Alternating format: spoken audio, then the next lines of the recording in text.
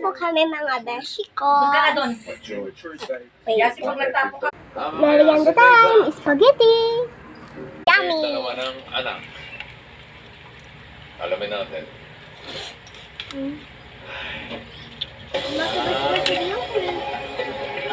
One ba? Oo, yun sa... Yasi ha? Hindi pa Magkalat ka dyan ha? Pupunta ka ba doon?